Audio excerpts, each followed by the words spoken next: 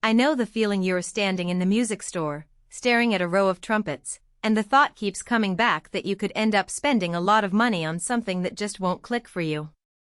You've probably tried a few student models, maybe even a mid-range instrument, and you're wondering whether stepping up to a professional-grade trumpet is worth the investment for your gig schedule or solo ambitions. Link is in the description if you want to check the product details on Amazon. Let's talk about the Bach 18037 Stradivarius Series Professional BB Trumpet and see if it really delivers the kind of performance that justifies its price tag for the kind of player you are. First, a little context on the category.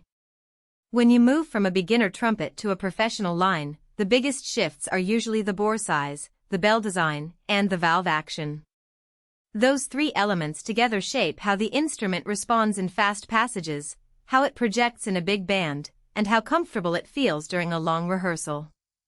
The Stradivarius series uses a medium-large bore that sits between the tighter, more focused student bores and the very open bore you'll find on high-end orchestral trumpets. In practical terms, that means you get a richer low register without sacrificing the agility you need for rapid tonguing or high-energy lead lines. If you play in a jazz combo or a marching band, you'll notice the bell's shape right away.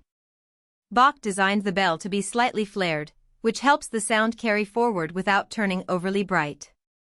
On a real-world gig, that translates to a tone that cuts through a saxophone section but still blends nicely when you're sitting in a brass choir.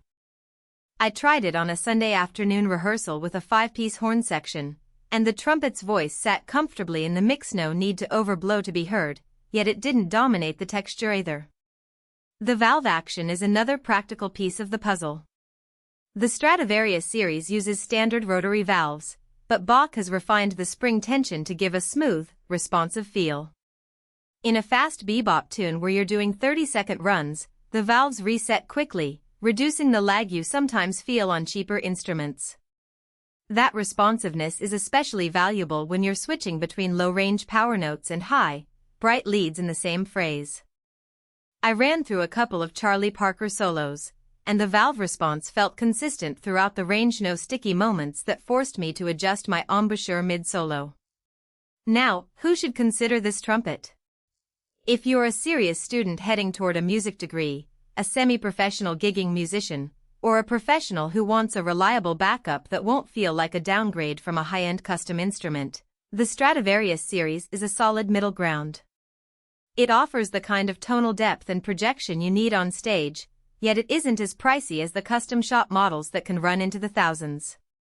For someone who's already comfortable with a decent intermediate trumpet and is looking for that extra polish without a massive financial leap, it's worth a serious look. On the flip side, there are players who might want to skip it. If you're an absolute beginner just learning the basics of breath control and tone production, the added cost could be unnecessary. A solid student model will give you the fundamentals you need without the extra heft.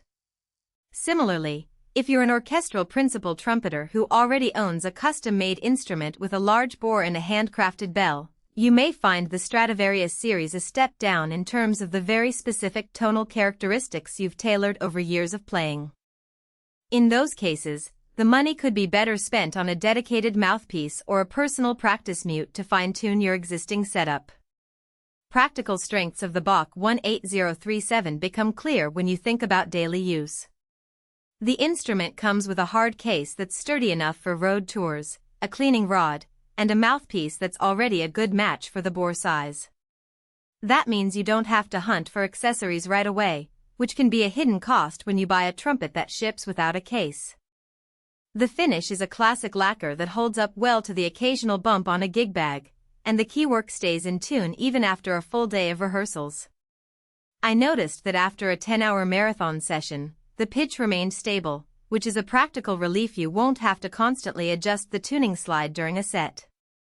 One practical weakness to keep in mind is the weight. Because the bell is slightly larger and the brass is thicker for durability, the trumpet feels a bit heavier than a typical student model. For a player who has to march for long periods, that extra ounce can add up. It's not a deal-breaker, but you might want to pair it with a supportive harness if you plan on wearing it for extended marching gigs. Another point is the mouthpiece that comes standard. It's decent for most players, but if you have a very